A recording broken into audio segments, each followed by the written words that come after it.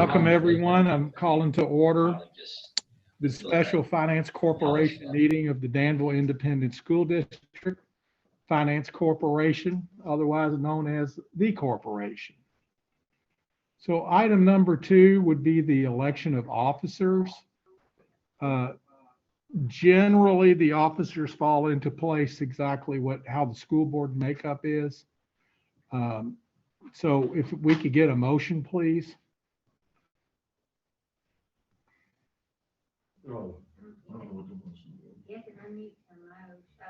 I'm making a motion. We appoint Steve Becker as chairman of the Finance Corporation. Okay, actually, I think we need to read everybody in there, Glenn. Oh, that's okay. You want to do it, Wade? That's all right. Troy, are you there? Okay, I can go ahead and make the motion.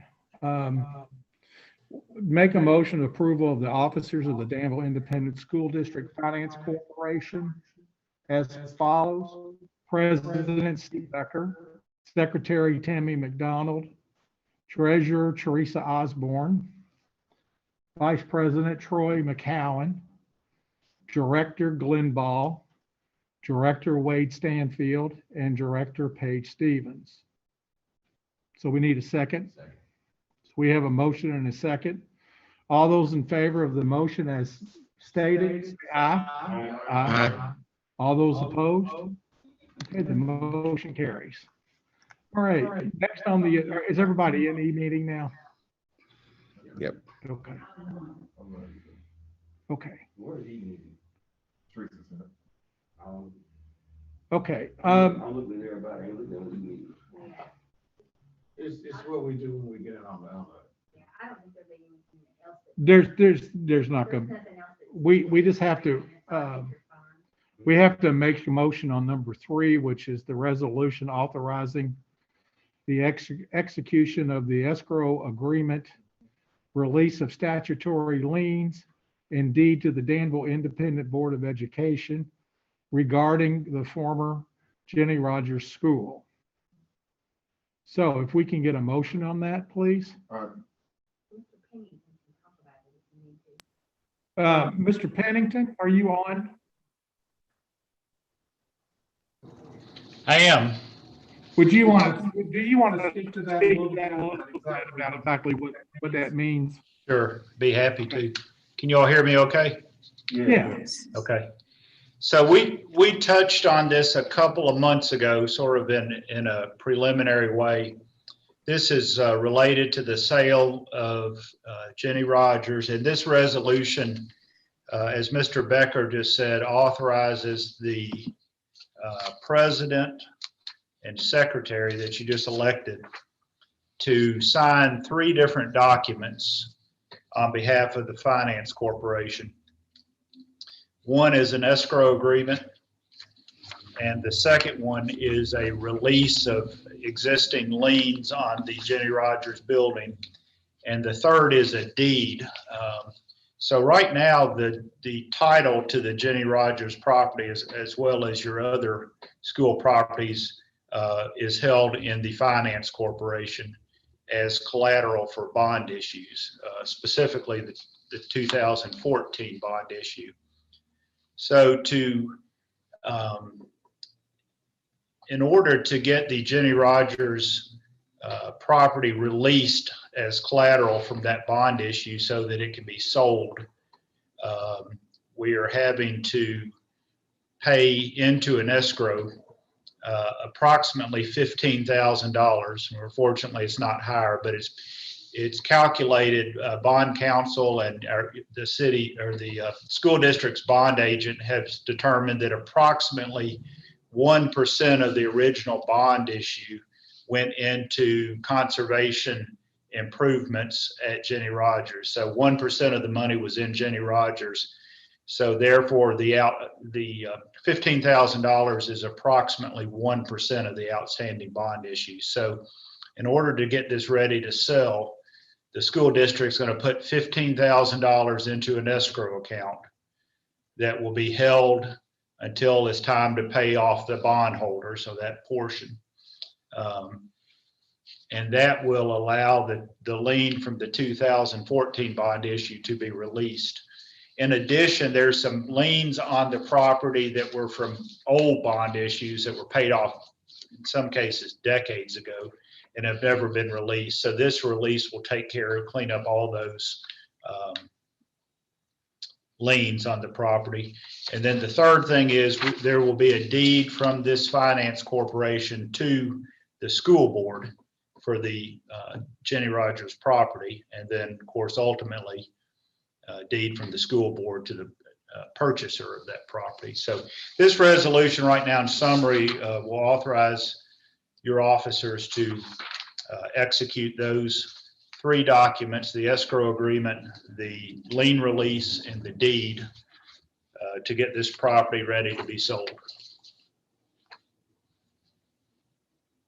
If there are any questions, I'll be happy to try to answer them. Does anybody have any questions about the process? No. It's pretty simple. I'd like to offer a motion that the president and the secretary be able to sign the escrow agreement, the release of statutory liens, as well as deed as requested. Second motion.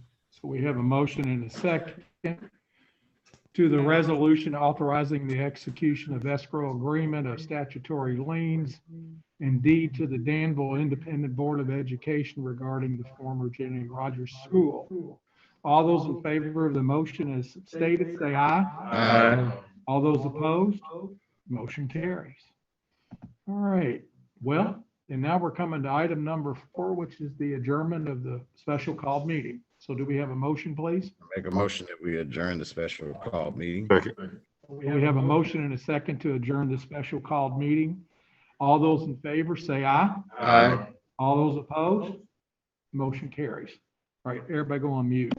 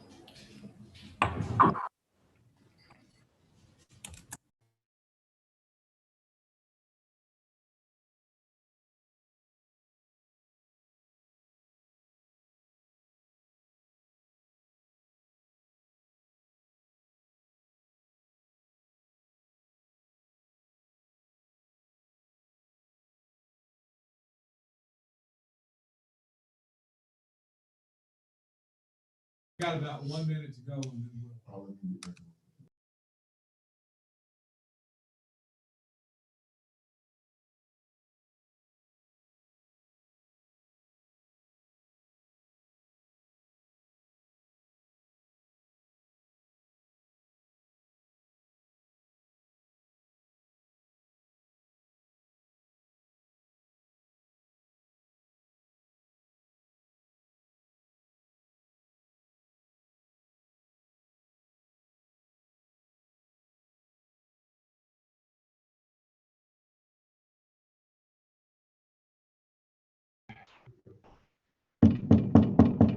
Good evening, everyone. This is our special called meeting tonight on February the 25th at 5:50.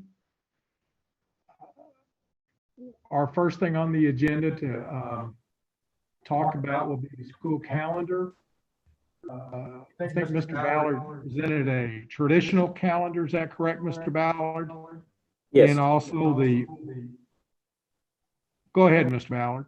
Yes, there's two calendars that we've shared. I've also had Mrs. Broach joining us this evening. She served as the co-chair on the council, and she will be sharing some of the preliminary survey results that we received from the two calendars. I just wanted to quickly point out some similarities and differences in the two calendars.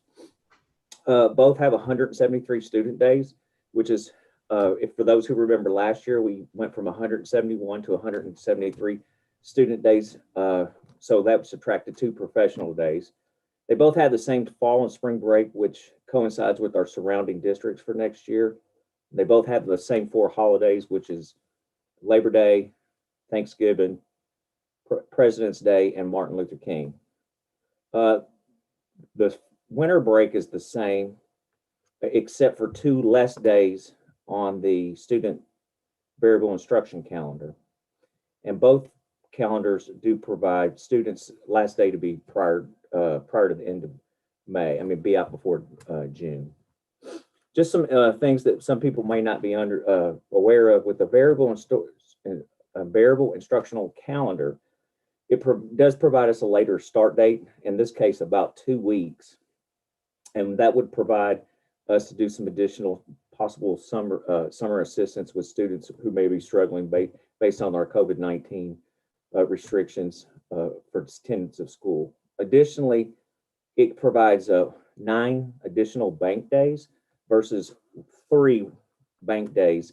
And when I mean bank days, I mean traditionally you have to meet 170 days of minimum students in school plus 1,062 minimum student hours. With the approval of the 6.5-hour instruction day last week, we would meet 1,062 days at 164 days. And that later start date with the student variable instruction calendar eliminates the minimum 170 days. You only have to meet the 1,062. So in the event we had a really bad winter or some other things came up, a variant we had to close down or something like that, that would still provide us some latitude with that other calendar. And that's pretty much the similarities and differences that I have on the calendars. Is there any questions before I have Mrs. Broach share our preliminary results with the community and the teachers?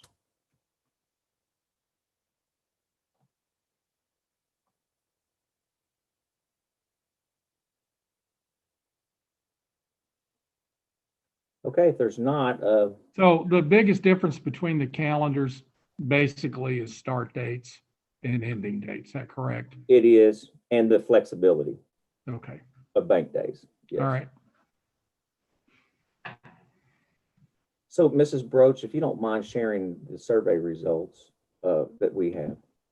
Okay, so the calendar committee put together a survey that went out district-wide as well as to community members and parents.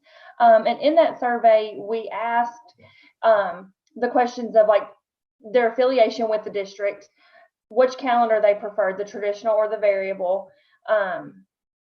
We explained the differences and the similarities between the two calendars. We asked them which calendar they chose, why they chose it, and if they had any additional comments.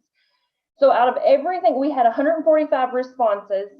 112 were staff, 31 were parents, and 2 were from the community.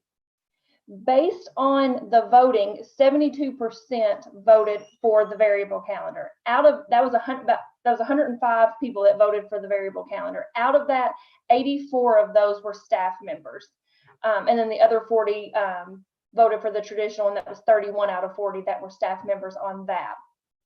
The main takeaways, with their comments and things, were bank days, start date, flexibility, and winter break. People liked having the bank days just because we're still living in a world of unknown. And based on weather as well, like it's one of those things that if you have those extra days, people liked that. They also liked the flexibility in the variable calendar. Obviously, we have more comments on the variable calendar because more people voted for that.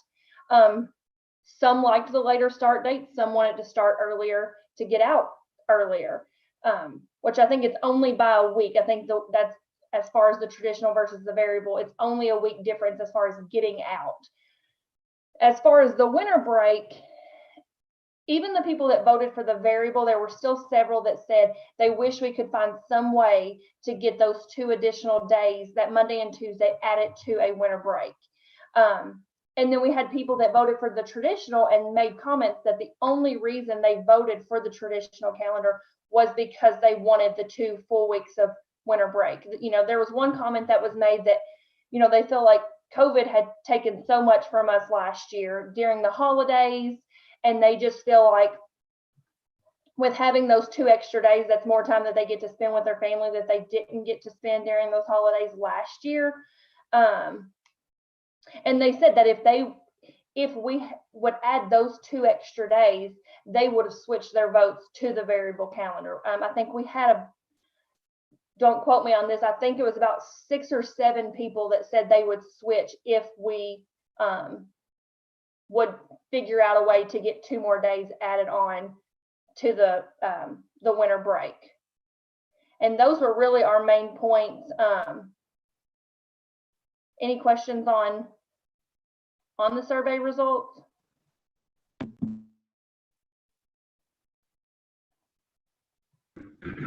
I think it's always unique when we do these calendars, what drives somebody. And obviously it's the 2 days at Christmas that obviously is a big deal. So did you all explore any opportunity that they could still be added on the non-traditional calendar? Mr. Ballard, is there a way we can figure that in? We talked about a few things. I mean, the professional days, the one that most of the people favored after the holiday, after the winter break, you could, and there's also the one around November 1st, which is used for parent conferences. So the principals, and I know mostly the elementary and maybe the middle school, I'm not really sure. I know the younger students like to have that first of end of the quarter parent conference day. That's what we kind of use that one for. So there's 2 days there. I mean, you can make opening week a 5-day week. The elementary schools are not in favor of a 5-day week to open with, you know, kindergartners and preschoolers trying to figure out how to do school. And you could add a day and come back after Memorial Day, which would be 1 day after, you know, after that Monday. So there are some flexibilities here and there, but it's one of those things where we're taking if you talk about the top things, people that I'm talking to would prefer to still have that Monday off after winter break. They would still like to have that conference. They don't want to come back after Memorial Day for 1 day, things like that. So yeah, we did talk about them. Does anybody else on the board have any comments about? I missed the date. What's the opening day again? 25th? The calendar went down and I forgot it. If you're talking about the student variable, it would be the 24th for students. You just can't start any earlier than the Monday closest to the 25th. And so that was a Tuesday, was the 24th.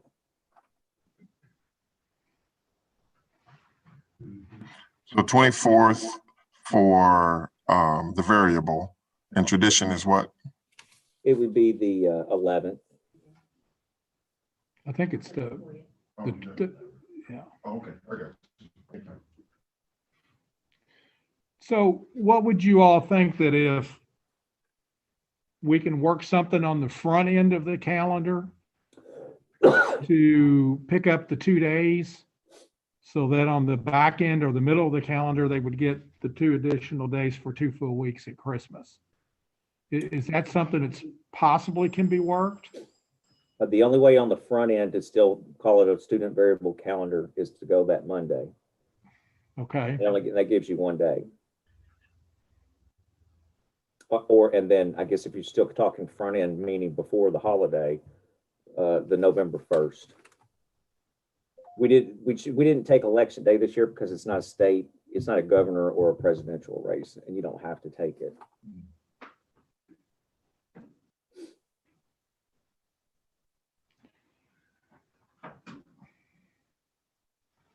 Paige, do you have, you've done these things before.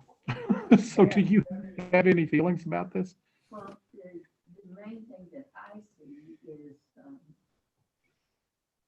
from an instructional standpoint, having 2 days, Monday and Tuesday before winter break starts. I'm sorry. I thought I took it off. I apologize. The main thing that I see is having those 2 days before winter break, Monday and Tuesday. From an instructional standpoint, There is really not a lot accomplished in those 2 days.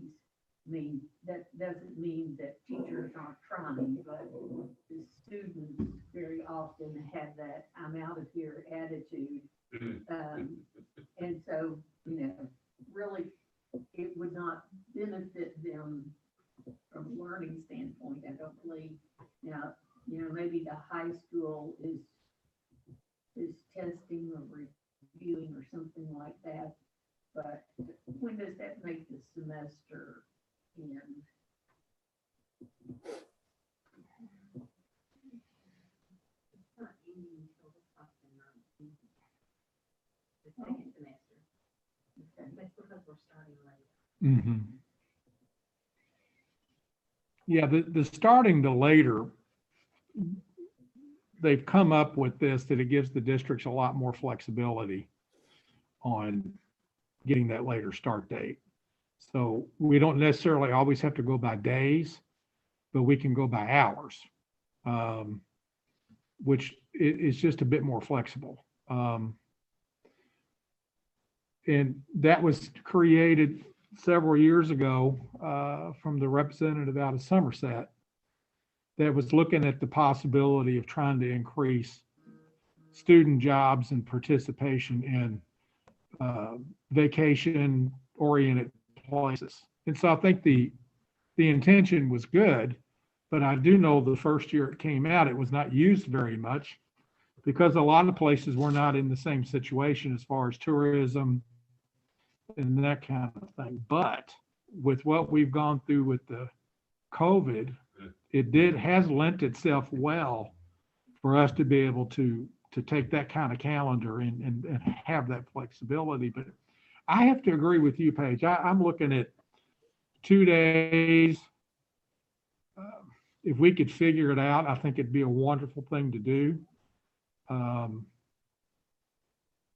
Anybody looking at this that's done calendars that have any ideas? Or Mr. Ballard, or even Brittany, have you all? Well, we worked really hard to go to 173 student days from 171. There is some flexibility there. As well. And I do hear what Mrs. Stevens was saying. Having been a principal myself, I understand that we combated those short weeks. The same goes for with Thanksgiving and those 2 weeks following assessment as well. And we had, like Ron said, we went from the 171 to 173, and we hate to take away, with us not being in the building this year, it's been a struggle for kids. So going from 173 back to 171, you're taking 2 days of instruction away from kids that when they, they weren't in the building this year. So, I mean, that's always an option, but we were trying to not go that option because we'd rather have the kids those 2 more instructional days. And I have to agree, Brittany, because we last year, I participated in the process, and adding the 2 instructional days was very well accepted by the committee. And the calendar was smooth, it all worked out. But if the board really doesn't see if it's that big of a necessity to change those 2 dates. Ms. Stevens, you served on that committee, correct? I did, but I missed the last meeting. Okay. So, This is what the committee is recommending. yes. Well, and I wasn't suggesting that we not have the 2 days. I just was hoping there would be someplace else to put them. Yeah, and I think that's where I'm trying to come from. I don't want to go to 171 days of instruction because we got us to 173. So I don't know if there's any other place that we can have those instructional days, but just somewhere else. I owe Mr. Ballard and Ms. Broach an apology because I was on the committee but missed the last meeting. They were really fast and I didn't get back home in time to get on. So I would have brought those things up had I been at the meeting. So my apologies to you all that actually did the work. And no apology needed, but I mean, we recognize that as well. There was Mrs. Harmon was on the committee as well, and that was as a principal, she alluded to that as well. Now I could make a recommendation if you all are prepared to make a motion that you go ahead and accept the variable and calendar instruction. You as the board can always have a discussion or think about this and change the calendar anytime after that. Or we can table it till the next committee. I mean, but we have had a survey out there. I think we've got as many stakeholders we're probably going to get at this point. I may be wrong on that one, but those are just some recommendations moving forward. Well, I agree. There's not too much worse than asking people what they think and not listening to it. So if it's not too early, I'll make a motion to accept the variable calendar as submitted. We have a motion and second to accept the variable calendar as submitted. All those in favor of the motion? Say aye. Aye. All those opposed? Motion carries. The board does have options still. I mean, if really that possibility could exist. I mean, we changed, how many times have we changed the calendar this year? So, and I would not want to do that just off the cuff. I would really want to approach that to where we actually would see, what will happen. So, and that really, I'm not sure we would actually have to have the committee do that. I think it's just going to be something that I think as a board and Mr. Ballard and Mrs. Broach that we could probably get that settled between us. So, but the motion has passed, and I do appreciate everybody that served. It's all time, and I'm just glad we got this settled. Thank you all for your work, and if the board is persistent about changing those 2 days, then we'll get our heads together and see what we can make happen. So thank you all very much. Appreciate it. All right, thank you. Okay. All right, now we're going to go to item number 3, which is virtual versus in-person learning. So Dr. McDonald, we're going to turn that over to you at this point. So thank you, Mr. Baker. I'm going to, if you give me 1 second, I'm going to share my screen. So as everyone knows, the governor had an executive order in December, and he changed that this week. And the executive order lifted some restrictions in light of the fact that educators have received across the state their vaccine. We in Danville have received our first shot, and this Friday we'll receive, our second shot. We had a large percentage of our faculty and staff choose to take the COVID shot, and we are over 70%. I know that we're 70% based on those that chose to take the vaccine with us here at Danville schools. And we've had some others that have went to other locations, like the UK Kroger Field location. So I don't know the exact percentage, but as far as those with us here at the school and the local and Bull County Local Health Department, it's at 70%. So with that and with the new executive order from the governor, we are very excited to be able to expand our in-person learning for our students. And so kind of the questions is what's going to work best for our families, and how can we look at rescheduling the master schedules and what we've been doing to possibly do that expansion. So currently our families have the option to do the hybrid AB, which means that students attend in-person learning 2 days a week and virtual learning 3 days a week. So we sent out a survey that was released yesterday to our families, and this is just some screen snapshots of the survey so you can see what the parents and families were asked. And it talks about that we're looking to expand the in-person options, and that we're really looking at a 4 or a 5 day option for our students. And so each family member would enter their information. This is just some more things that you would see. The survey allows families to, once they click on a school, so maybe they have one child that hogs it, they would click hogs it, and then they would have these questions about student number 1. And it would choose, it's kind of hard to see, it's down at the bottom. Let me see if I can increase the size and kind of scroll a little bit to make it a little easier to see. So if you see down at the bottom with the survey here, it asks the families for the remainder of the school year, would you like to do 4 or 5 days of in-person, or would you like to stay with the teacher-led distance learning model? And then there's other questions on the survey about transportation and then food service. And then it will let parents loop back through the process for their second or third child, because they can fill the survey. They may have a child that hogs it, and then they fill the survey out for maybe their second child that may be at Tolliver or Bate or so forth. So they put in information on each student. This way, the principals in each building will get that information and they can see. So a couple of things to really think about and consider as we're thinking about, well, what would work best for Danville schools, 4 or 5 days.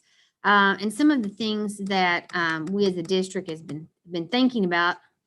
Here on this slide, you can see, let me try to get it all on the same page there. In considering 4 or 5 days, there's a lot of factors to consider. One is self-contained versus, and that bullet there, I apologize, messed up, self-contained versus departmentalized. So if we think about that, our virtual in Danville is teacher-led. So our teachers are creating those lessons for those students. They're leading those Google Meets. There is, including in our system, the choice of an independent-led virtual to where students are on a platform like Edgenuity, and the content that they're receiving is through that platform. Because the majority of our students that are virtual are in a teacher-led model, which means our teachers are creating those daily lessons, then we really have to think through a little more, because if we had 5 days, then we have teachers that have students in their classroom all day long, and then who then is creating the lessons for the students that are virtual, who is doing the Google Meets for the students that are virtual, and so forth. Well, in our schools that are self-contained, and I'm going to ask our principals to speak to this in just a second, we can work through that a little bit better. So we could possibly have 5 days in a school that all the classes are self-contained, because you have a teacher that's teaching all the subjects to their students And all the grade levels or all the classes within a grade level are synced. So for example, if we say, let's say third grade, for example, we could pull one teacher and let them focus on those teacher-led virtual students. So whatever they've done with their lessons in the day for students, they could at another time convert that to the online lessons or do recordings or videos. And so each of those principals have really been working through that. It is a little more difficult to do 5 days a week if you're departmentalized. In, of course, self-contained across the grade level, students are enrolled and have the same classes. So all the third graders have the same related arts, the same, in the same core classes. Once you hit middle school and high school, students have different electives. They don't have the same schedule. And you have a lot of different schedules for students, a lot of different electives. So it does make it very difficult. It's not a way to pull one teacher to be able to develop those virtual lessons. So that's one of the biggest determiners if we're able to do 4 or 5 days is master schedule and virtual versus self-contained versus departmentalized. The number of students that are choosing teacher-led distance learning versus in-person, and currently, not through the survey, but currently we have at the high school about a 50-50 split. We have about 50% of our students choosing teacher-led virtual, and we have about 50% that are choosing hybrid AB. And but when you go to the 2 elementaries in our district, it's flipped a little bit. It's around anywhere from 85 to 15. Some grade levels or classes may be 90-10 or 80-20. But you have a lot more students in K-5 that are choosing in person in the lower grades. So you have to look at that split as well. Of course, in the end, just how related arts, the electives work in the master schedule, specialized services for our students, and the number of at-risk students. So, one of the biggest piece of information that we don't have completed yet is also, what our parents want. The numbers I just gave you, for example, the high school is about 50-50. That's currently. So we could see a shift because parents have made a decision based on hybrid AB, which is 2 days. Families may make a slightly different decision if it's a choice of 4 days versus virtual. So we really need to wait till Monday to make the final, this is what we can do, and this is what our schedules can look like when we see what our families are saying that they need. So now I just want to open it up to the principals and see if they, would like to speak or discuss kind of their thoughts or their plans or what they think they need. I know they've been working with their faculties this week. So anyone like to? Ms. Kelly, do you want to jump in first? Okay. I'll get my... Sure. It seems like we are, trying to figure out this exact plan of what's going to be best for kids. And I certainly think that the more we can have our kids in person, that is what's best for them. So we have talked in faculty meetings and a couple other meetings and just a lot of sidebar conversations, trying to figure out how we we'll manage this virtual option while we know we're going to have a lot more kids in our building. Even if we just took the A kids and the B kids right now and combine those, we'd still have a lot more in-person kids than we do virtual. We've already had some people asking to hop back over to in-person this week. I think our families are feeling more comfortable with the numbers in Boyle County right now. The survey was released yesterday, and I think Tolliver's had around 250, 260 something replies or responses so far. And out of all of those responses, only 18 students have chosen to remain virtual. Now, granted, we need to get more information and figure out what every single one of those students do so that we can set an exact plan into motion. But the overall feeling and thought is that if we can get our students back in the building 5 days a week, we can make an impact for the remainder of this year. So that is definitely what Tolliver wants to do and wants to see happen. Okay. Ms. Farmer, would you like to go next, please? Sure. I'm happy to. And I think that at first, when the idea of the way we've been managing our teacher-led virtual for our young kids, because it takes a lot of work to produce lessons that make sense for kids that are home.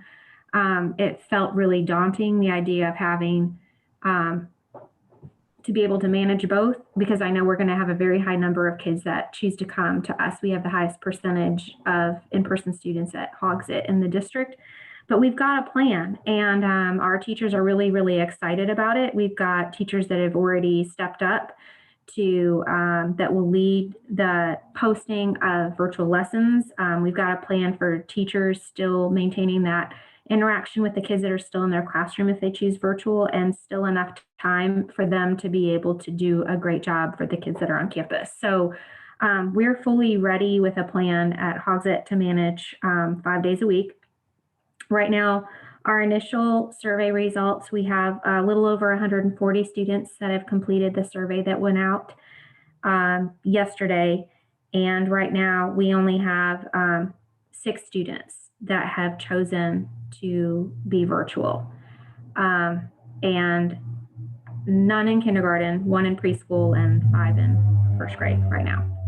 I know that we will have more that choose virtual that haven't filled out the survey yet, that have told us that they're gonna stay virtual. And you know, the kids that have they've got some medical concerns and things, I know that we'll have more, but we're not gonna have, I don't think we're gonna have very many. Right now, our survey results are 95% on campus, 5% virtual.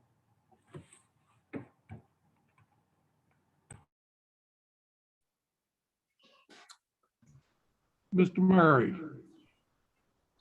So All can right, you so if, size up, I'm sorry, can you size up for us the difference that your reality is at Bait versus what we have in elementary and primary and so forth? so right now, about 35% of BAIT is teacher-led virtual. I'm anticipating that some of those that are teacher-led virtual will switch back to in-person.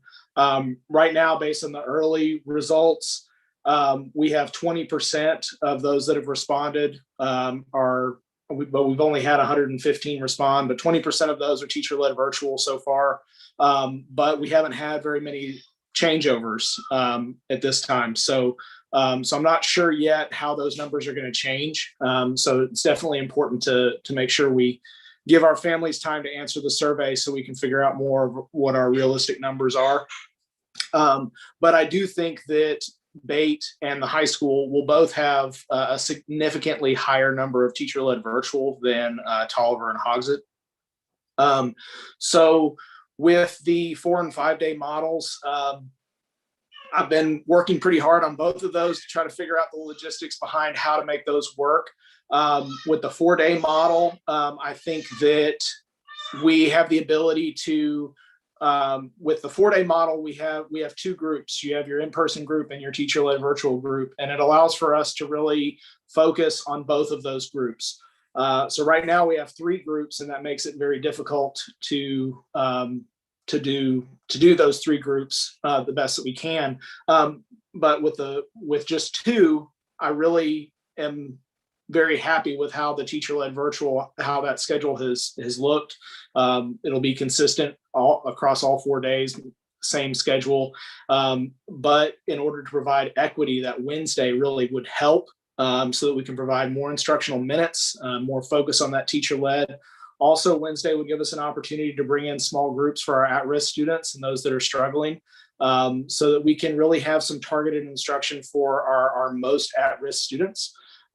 So the 4 day model provides us with some flexibility and some options with our teacher-led and our at-risk students that I really like, and I think gives us a good ability to instruct our students the way that they need to be and pay attention to all the various needs that they have.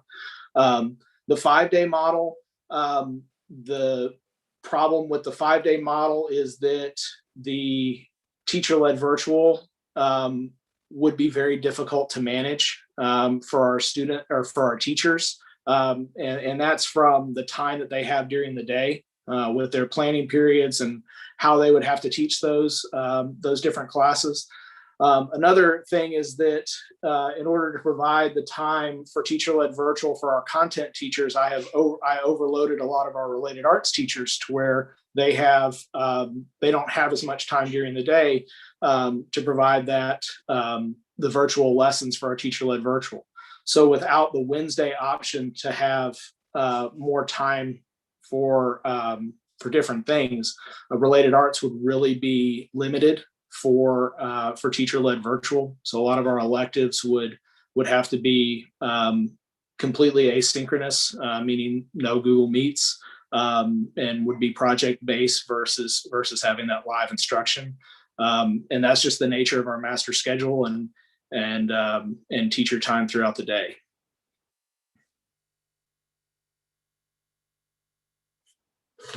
Do you all have any questions? Dr. Murray, there will be some things that just can't be offered, correct? Just because of the nature of the beast. I think with the 4-day schedule, we can offer everything. Everything that we offer to in-person students, we can offer to teacher-led virtual students. Obviously, it's going to look different, but we can provide those opportunities for every student on a 4-day model. On the 5-day model, we can still provide those opportunities for all students, but it wouldn't be quite as equitable. Okay. Anybody else have? So I wanted to add a couple of things. One of the things, I'm sure I should have started and led with this, but that, we still are looking at all safety precautions as well. The temperature checks when they enter, we're still not going to be using the water fountains. We're going to use the bottles. So, all of the COVID safety procedures and protocols are still in place through this. So just wanted to, we kind of all know that. And so we want to make sure that we get that out there as well. And then we're also, and I think you could, just from listening to the principals, know that, of course, still depending on survey results on Monday, we really are leaning towards thinking that we can provide equitable instruction for virtual and in-person 5 days in our K-5 range, but that in order to provide equitable instruction and opportunities for virtual and in-person in 612, we need a 4-day model. So administration and I really want to do the two and break it out by K-5 and 612. In saying that, in order to do that, we also think that there will be some places, and we have been working with our SR2 money, that we will have some teachers that might be getting some additional hours and pay to help provide the extra time that we would need to provide for some of those virtual students in order to do that 5-day model. The schedules and the departmentalization and the electives in middle and high, there's not a way to just say, oh, we can do this little bit of extra time for some teachers and pay and work that out like that. It works in the self-contained world, that it doesn't work in the 612 world. But just wanted you to know that we are looking and working with the SR2 money to pay some teachers extra so that we could manage that 5 days at the K-5 level. Can I bring up, I know some districts are looking at, especially in elementary, where there would be a 3rd grade teacher assigned that would do virtual, a 2nd grade teacher that would be assigned that would do virtual. And I'm not saying this is the way to go. I just wondered if you all had thought about that kind of thing to do, and what do you all see as maybe would be a negative to that? I can take that if you help. I was going to say, or Ms. Kelly. So I know, for instance, at Hogsett, if I were to do that, given the numbers I have right now, which I think will be even fewer students that choose the virtual or teacher-led virtual option in the future. Like, for example, in kindergarten, I have 18 kids that are virtual today. If I were to take one of my teachers and make them the virtual teacher, all of my other kindergarten classes would be over cap. So I don't have, the math doesn't work. And I don't think it'll be clean. My classes are all full to all of them are to cap. I don't have any wiggle room to do that to allow a teacher. It also then kind of locks you in and doesn't give you any flexibility with if there's a change in someone's medical situation or something needs to happen. And honestly, the third thing I would say about that is I'm extremely concerned. These kids, social and emotional, I mean, they really have created relationships with their teachers, even though they're at home most of the time. And we'd have to change up who their teachers are and reform a classroom community. And it'd be one more change in this world of too much change. And I just think that there's too many negatives. I don't think it would work. But Ms. Kelly, did you want to add anything? Everything that Ms. Farmer just said is just a repeat for Hogsett. We actually did talk about this as an option, Mr. Becker, and the numbers will not work. We cannot collapse one class and disperse it among 5 others without being over cap in those areas. The teachers do not want to let go of their kids. That's the biggest drawback. They don't want to let somebody else finish the year with their kids, and that is a really good thing. So I don't think that's a very popular option. No, and go ahead, Wade. Were you going to talk? So are they saying they're at cap without the virtual kids? Okay, you're on mute. Are you saying you're at cap without the virtual kids? Or are you saying you're at cap with the virtual kids? Yeah, my classes are full when you include the virtual kids. So like, because they're still on their roster, even though they're virtual, the teachers are still responsible for all of their instruction and their assessments and all of that. So I'm full when you count the virtual kids. Okay. Same. It was just something that I saw.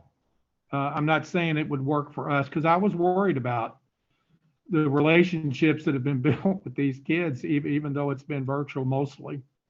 And we don't want to lose that. But also, you know, we're here for the kids, but we also have to be here for our faculty and make sure that the insanity stops.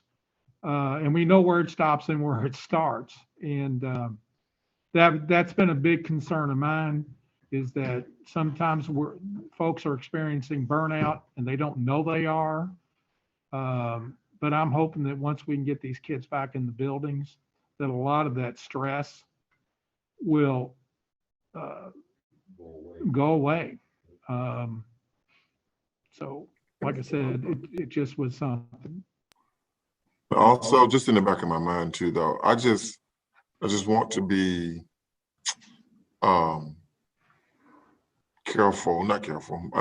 mindful that even though, I mean, our numbers are looking better, but God, we're still in a pandemic.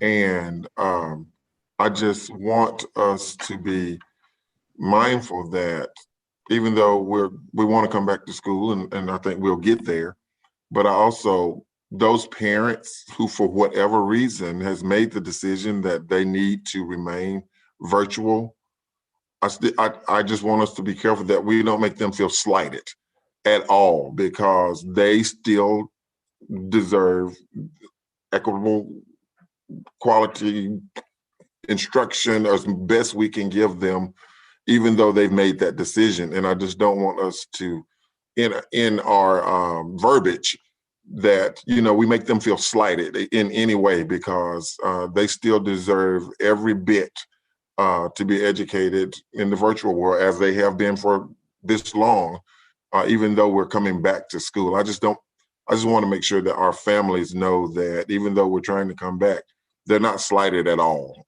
And we're not trying to force them to make another decision to do in person, because we are going 5 days and teachers are just going to record a lesson later and you can go back and watch it later on your own time or whatever. I just want to make sure that they know that we have them in mind too, because I mean, they're still just as important to be educated, even though they made a decision to stay virtual.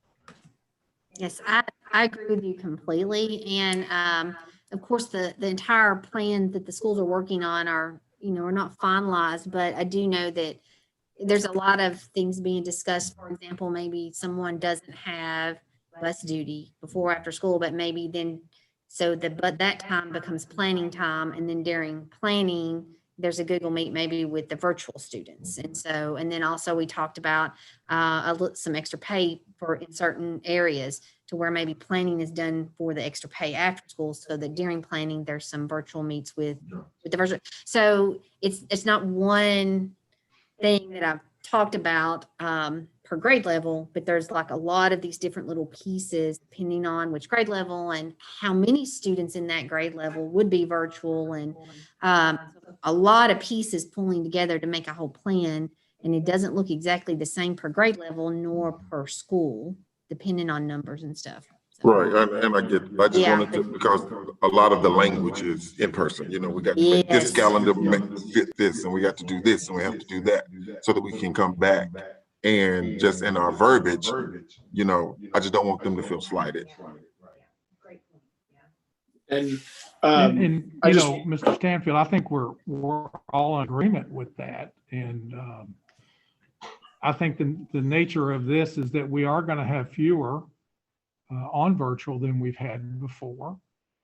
But is there an understanding that once you are virtual, you're virtual till the end of the year? Or is there flexibility that if, say, an in-person student and family decides this is not what we thought maybe it would be, or our circumstances have changed and we want to go virtual? I mean, are these possibilities there? Yeah, so and it's always going to be individual discussions with families, and and there could be reasons why we chose in person, but for whatever reason that my family dynamics has changed, and a family member could all of a sudden be on chemo, and then we got to be safer, and so we now need our children at home. So there's always those situations, and so those would be individual conversations with families and the principals. Okay. Anybody else? Troy, you have any, or Glenn, any? Nope, let's move on. Are you all comfortable enough at this point that the board would designate March the 8th would be our first day of in-person and virtual, and then well, I mean, I don't know if we need to wait particularly. I think that say that. So, and I don't know that that the board has to vote. You could say that we would like for y'all to try to do March the 8th, but I think we really need to see the family survey. We need to, as we start planning, we may be, okay, it's going to take us an extra, it may be the 15th, we would love to say the 8th. And honestly, I know that everybody's working very hard to be able to open in some way on the 8th and expand, those 2 days. But I do think that we need to see the family surveys, and we don't have to, I don't think, legally have a vote. If y'all could just say, we're okay with the 4 or 5, depending on the grade level, based on the numbers from the parent survey, and that you would give us stamp of approval if we're ready, on the 8th. I do think by the end of the day, Monday, the principals will have enough information to be able to say, we could do this the 8th with this, or we could do it the 15th, but I really don't think that we can make a call until Monday. And I don't think that the board has to have a legal vote. Okay, so you're saying we could say that, but you can give us with a caveat, so to speak, that upon those results, that something needs to be different, then we would reconvene. Yeah. And after receiving that data, yes. and make a different decision. Yes. Is that what I'm hearing? Yes. Yeah. So, I think that what we would, if the data plays out the way that we think it will, if we still see the higher numbers virtual in the middle and high school, lower numbers virtual in the lower grades, thinking about self-contained departmentalized, I think that we are working towards K-5, 5 days, and 6-12, 4 days, starting on the 8th. But I cannot guarantee that until we see the family surveys. Okay. Monday. So I mean, with that explanation, I would be okay with that. and I'm good with that. I just want the understanding that we're going to let the administrators work out things they need to get worked out. And the goal would be that we would start on March the 8th. And if something changes, it might not even be an administrative thing. It may be, we've had a breakout kind of thing. So I'm fine with that. I mean, we don't have to do a stamp of approval, but. So we have a tentative start date based on those surveys. But we're in consensus, we're basically. Yeah, in consensus, we're good with that. And so if you all wouldn't mind, Dr. McDonald, on Monday, when you all can pull all that together, if you'll share that with us. And if it looks like the percentages are about the same, I would almost guess that March the 8th is doable. So just for my own clarity, we're saying by consensus that potentially March the 8th, we will open school for K-5, 5 days a week, for 6-12, 4 days a week, being Monday, Tuesday, Thursday, Friday, with Wednesday virtual, catch up, clean, sanitize, and all of those things. And so if the 6 through 12 have the day in the middle to clean and sanitize and all of those things. So will K-5 sanitize, I guess, at night? Or Yes. when is their process? Yes, and we, each building gets an extra sanitation in the evenings. So we'll continue to do that, but we will on Wednesdays hit the 2 elementary buildings with more deeper. So, but yes, that is true. yeah, and I'm good. We have a lot of parents that are excited that we're getting to this point. And As am I. yeah, yeah. And those of you all with kids in the system, you all know how that feels. And so, all right, I'm good. So does anybody else have any questions or concerns? Okay, all right. So move forward, guys. We appreciate it very much. The next item on the agenda is a resolution regarding surplus of the former Jenny Rogers School and execution of an escrow account, lien release, and deed for the former Jenny Rogers Elementary School. So Vince, would you go over that once more? Sure. This is the companion resolution to the resolution you adopted in the District Finance Corporation meeting just prior to this meeting, relating to the sale of the Jenny Rogers property. Of course, the school board has already declared that property surplus, but this resolution includes that again, that declaration for bond purposes. And as we talked about at the District Finance Corporation meeting, this will authorize the officers of the school board to execute an escrow agreement where approximately $15,000 from the sale proceeds will be placed to pay off the bond, portion of the bond at a later date. This will allow the existing liens on the property to be released. And then this resolution will allow the property ultimately to be sold. So it's really just the companion resolution to what you approved at your last meeting. Okay, so everybody understand all like that? Okay, I'm glad. So we need a motion for that, please. I make a motion to approve a resolution ratifying the determination that a certain school property is no longer required for its purposes and constitutes surplus property, authorizing the purchase of such property from the Danville School District Finance Corporation, parentheses, the corporation, parentheses closed, authorizing the executing of an escrow agreement to effect the purchase of the property and defeance of certain of the corporation's bonds secured by said property, authorizing the execution of a deed conveying such property. Second. So we have a motion and a second in regarding to this resolution. All those in favor of the motion concerning the resolution, say aye. Aye. All those opposed? Okay, motion carries.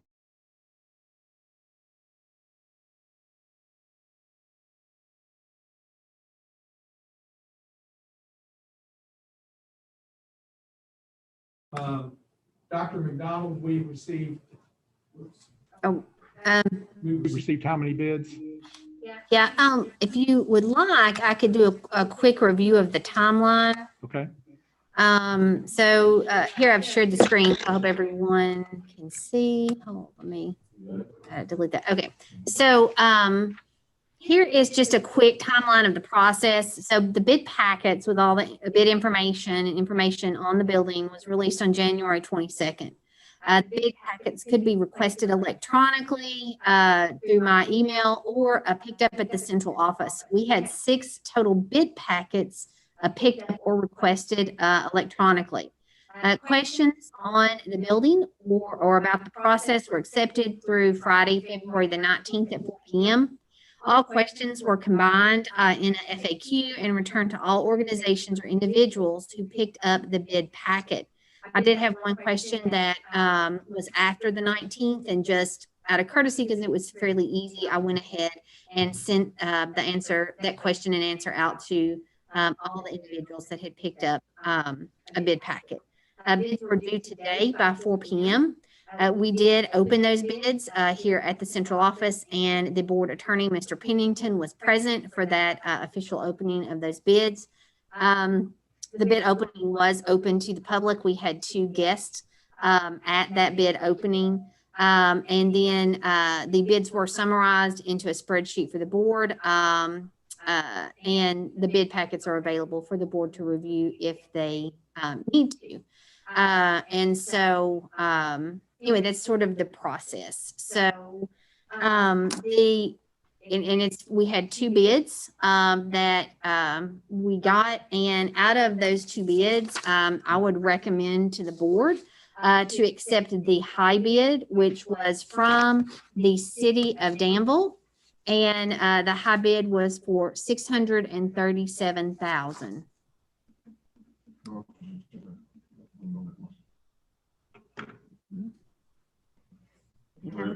Anytime.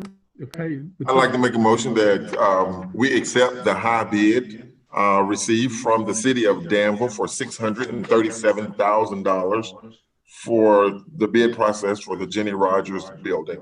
Second motion. So we have a motion and a second on the acceptance of the bid from the city of Danville for $637,000. All those in favor of the motion say aye. Aye. All those opposed? Motion carries. All right. Mr. Pennington, can I ask about the possibility of maybe you do this? How long does this kind of transaction take? And what other steps do we have? Okay, I anticipate that the contract, we've already prepared a draft of it. I anticipate it will be executed very soon, and we will submit it to the Kentucky Department of Education. Of course, as the board will recall, KDE has approved the sale of the property, at least in a preliminary fashion already. And so we are hopeful that, and I hesitate to put a time frame on it because it's conceivable they could, email back and approve it within 2 weeks, or it could take 6 weeks. We just don't know. I think it's going to be one of the things that when it gets to the attention of the right person at KDE, it will be a quick approval. Certainly, we hope so.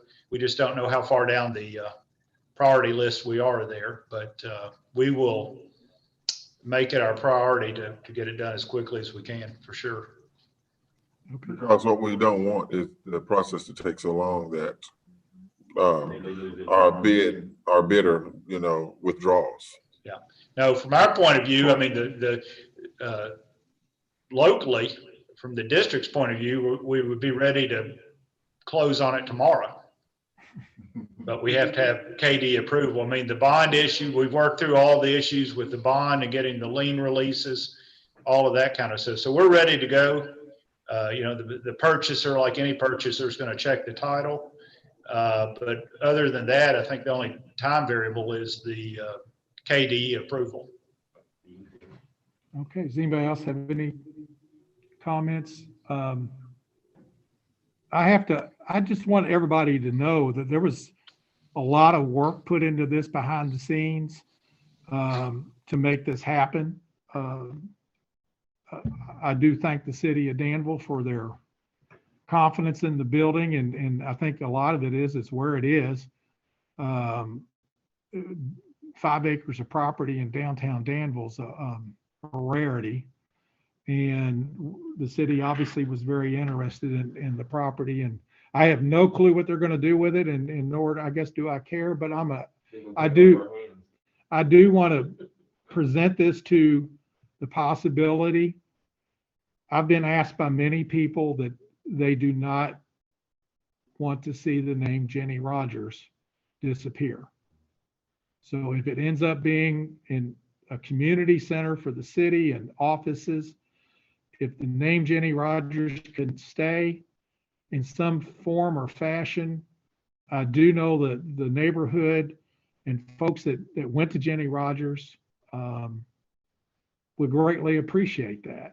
So Mr. Pennington and Dr. McDonald, if you could express those views to the city and folks and let them know that the importance of the neighborhood and the folks that kids attended there and when they attended there as far as adults. And so that's the only thing I ask. I know they're not required to do it.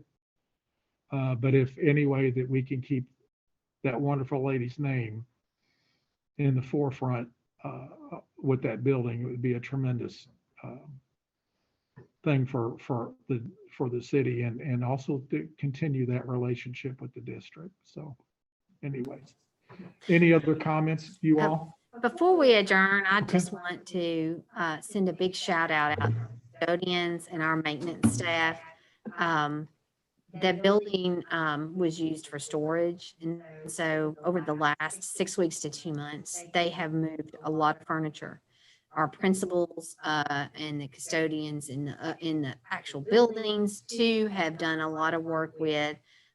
We had some furnishings that was still in good shape, but we didn't have a place at this time. So we poked things in probably every corner and closet in our district that we can through that.